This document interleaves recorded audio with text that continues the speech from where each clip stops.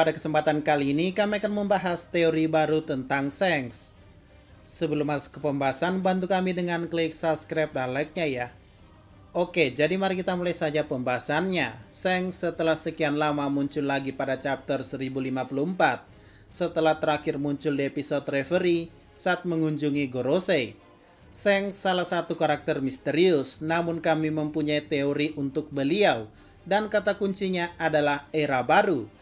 Ya, sadar atau tidak, Shanks selalu berkata era baru. Pada episode 316 ketika Shanks ditanya oleh Shirohige, siapa yang telah mengambil tangan kirinya? Shanks menjawab, aku mempertaruhkannya untuk era baru. Pada chapter 1055 ketika Aramaki mencoba mencari kepala topi jerami Aka Luffy dan mengganggu Wano dari kejauhan, Shanks merasakan kehadirannya dan menggertak Aramaki sambil berkata, apakah era baru sebegitu mengerikannya buat kalian? Dan terakhir pada One Piece volume 4 miliar, Oda berkata Shanks memiliki rencananya sendiri untuk era baru. Nah, dari 3 petunjuk tersebut, kenapa kata kuncinya selalu new era atau era baru? Sebenarnya apa yang direncanakan Shanks untuk era baru ini?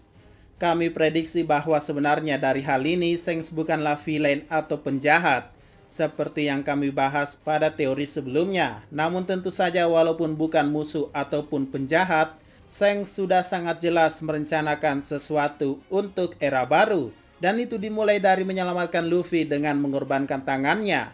Dan menyelamatkannya sekali lagi dari Aramaki yang datang ke Wano. Untuk saat ini kami tak bisa menebak apa rencana Shanks. Namun sepertinya ini ada hubungannya dengan masa lalunya dan juga tujuannya ketika bertanya pada Roger setelah pulang dari Laughtale. Dan scene tersebut tanpa suara alias dibisukan. Yang kemudian membuat Shanks menangis memeluk Roger. Tapi yang pasti Shanks butuh era baru alias bajak laut tunas muda untuk mengisi era bajak laut sekarang ini. Entah apa yang akan Shanks gunakan untuk itu.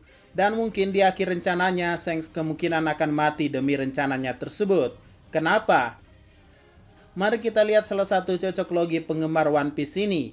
Dari 3 karakter legenda ini yang membuka mimpi dan diteruskan ke generasi berikutnya itu sangat cocok. Mulai dari Nolan, ia percaya bahwa kotak emas Sandora itu ada, namun ia mati tanpa membuktikannya. Kemudian ada Kalgara, teman Nolan, yang juga menginginkan cahaya Sandora menyala lagi.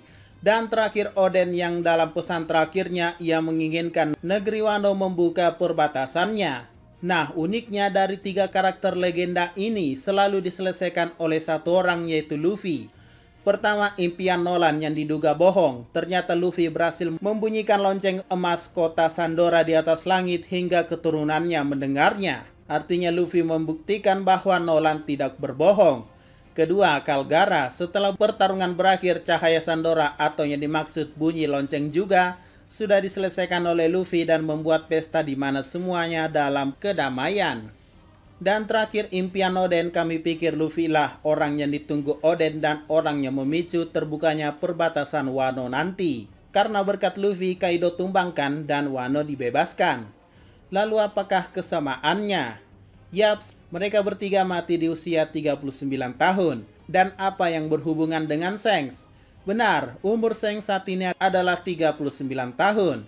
Jadi apakah tidak lama lagi Shanks akan menemui ajalnya dan meneruskan impiannya yang akan diselesaikan oleh Luffy? Lalu rencana apa itu? Setidaknya kami pikir itu adalah rencana positif tentang impian dan juga masa depan. Maka dari itu, dari teori ini sangat menolak keras bahwa Shanks merupakan villain atau penjahat dalam dunia One Piece. Jadi bagaimanakah menurut kalian? Tuliskan pendapatmu di kolom komentar ya. Jika ada pertanyaan dan masukan silakan komentar saja di bawah. Sekian dari pembahasan kali ini. Jangan lupa like, share, dan komentarnya ya.